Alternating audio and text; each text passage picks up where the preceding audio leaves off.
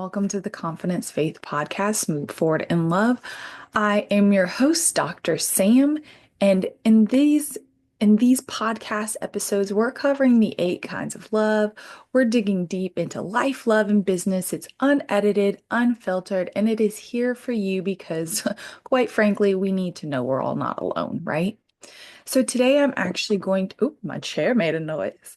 Today I'm actually going to speak about generational cycles. If you don't know what a generational cycle is, it is essentially an action or sentiment, I guess, that carries from one generation to another. I recently used an example, and it was of a bad relationship. A great great grandmother, she gets in a bad relationship, an abusive relationship. She sticks around. She is making it work. She might be mean. She might be abusive towards her kids because of what she's going through. And then they have a child. I said kids, right? So they have these kids. Now, one to all of those kids have another relationship step in. It becomes a prominent relationship. And guess what happens? It becomes abusive. It becomes toxic. It becomes unhealthy, right? Now they have kids.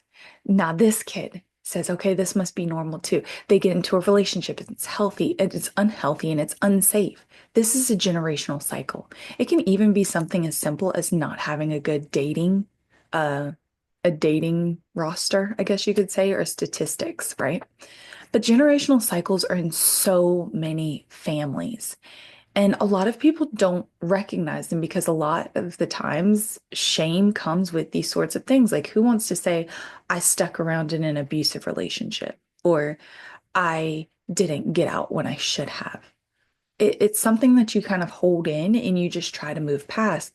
But when we don't focus on those things, as in are able to acknowledge them in a positive fashion, then the next generation does it and they might not even understand why.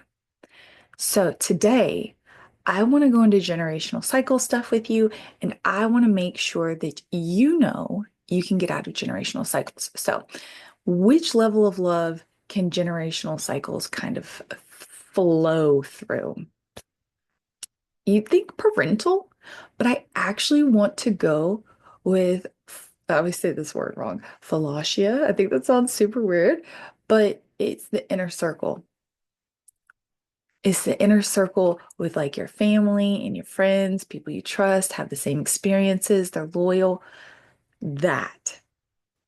And that's where it's going to like really seep into. Yeah, it could hurt to get it from parental love. Yes, it could feed into your self-love, but it's really that acceptance bubble of those around you. And when your great great grandmother was mean to your mom and your mom became mean to you, or potentially you just saw it, it created a new vision of what inner circles should be. It created a new vision on what bonding can be over. And that's where the broken love happens because you're like, oh, love me, love me. And they're like, I can't deal with you. And you're like, what? You go to your friends and they're like, ugh, you're not good enough, different things like that. And it may push you towards a bad relationship. It may push you into a different direction.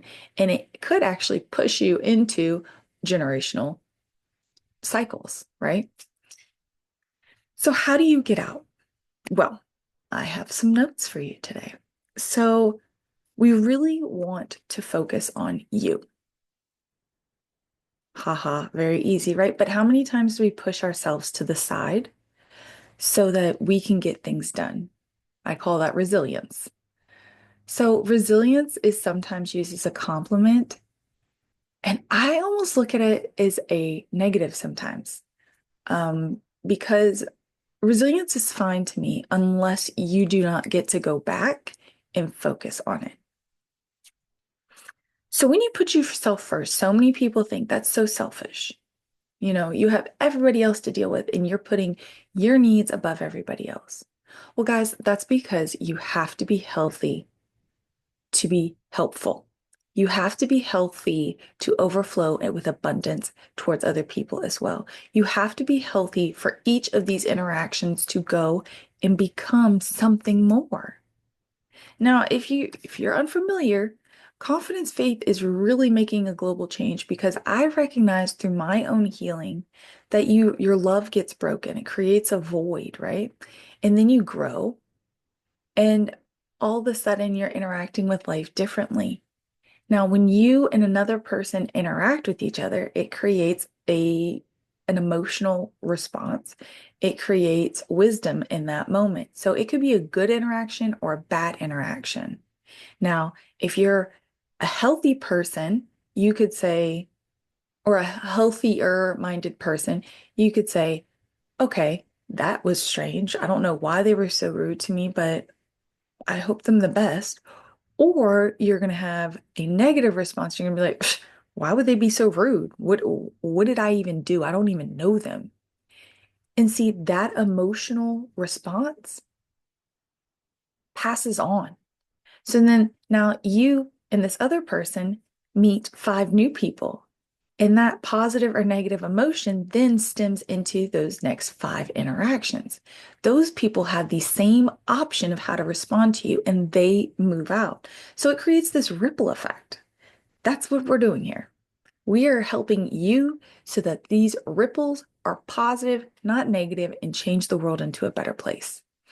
So putting you first is not selfish because when you put you first, you can get a new perspective, a higher perspective, a perspective filled more with love. And that's what we're looking for. When you have that perspective that's filled with love, that's higher, you're going to be the person that steps back and says, I don't have to accept your emotions. See, on a subatomic level, on an atomic level, so an atomic level would be more like your face, body responses, vocals, right? The subatomic level would be like compassion and love and light. So when you meet that person, maybe they give you a negative situation, you can meet them with love, light, and compassion and say, I don't have to accept your emotions as my own. I don't have to accept this as a stagnation within my day. I can actually do something more. I'm going to forgive them instantly. I'm going to feel compassion for them because they're having a bad moment. I'm going to give them light. So hopefully I can help change their day. When you don't have enough of that time for yourself, how in the world are you going to give it to somebody else? How in the world, if you're at home, you got dishes in the counter, your kids are screaming, you got 6 hours of schoolwork to do, you are bogged down, you and your husband are in a fight, and you are not taking time because you're being resilient for far too long. How in the world, when somebody meets you with, ugh, I can't believe she did that, or why is she in the way? Are you not going to respond with a lash out? How are you not going to become a better person in that test if you have not prepared yourself with rest and perspective and utter restoration? You can't. And if you do, in that moment, you have some serious self-control and understanding. And truthfully, we should all have a lot more of that. But normally, we don't. Normally, we're going to be met with a lash out. Some people don't recognize when we go back to this example of generational cycle that those inner child wounds. So what an inner child is a wounded or is a child. And then like you grow and age around it like a tree. So the wounds that are in that child still remain. And as your ego grows with your age, you're trying to protect yourself. And so sometimes they say you will lash out to something in the age time frame that it is affecting you. And so this is what we don't want. See, when you have a generational cycle, you have to be conscious of red flags for yourself. You have to be conscious to your physical reactions and responses to life itself, because those are your subconscious thoughts really coming to light, manifesting themselves in a physical form or extending themselves from your body, from your being in a physical form to try and give you intuitive insight, trying to help you, trying to re-guide you. When you put yourself first, it can be as easy as saying, I don't want to date for this amount of time. If someone's mean to me, I'm going to be nicer. If if someone's rude, I'm going to speak up. I'm going to take a little bit more time to understand where my kids are coming from instead of yelling at them. I'm going to try one more time to talk to my significant other before I lose my cool. I'm going to walk away before I lose my cool. When you recognize a generational cycle or the fact that something's a little bit different and you're starting to do things differently than the last generation, it's okay. Sometimes you have to be different to get different results, right? The phrasing for insanity is doing the same thing over and over, expecting different results. And sometimes there is a person in your family that is that generational cycle breaker. Now, if you are that person, I'm not saying it's going to be easy. I'm not saying it's not going to come with scrutiny. Well, why do you have to do things different than us? Oh, you think you're better than us. Oh, you look down on me. Um, it could just be you fighting for your authenticity around a bunch of people who just keep telling you who you are, and you're like, but I'm not. When you are breaking a generational cycle, recognize you have a great honor and great weight on you. If you want to break generational cycles, recognize that's a transformational process that you may be alone on. And that's okay because you might be alone with your family, but you have this podcast, you have me, Dr. Sam, to help. You have confidence, faith. I write blogs. There is ample opportunity self-help books.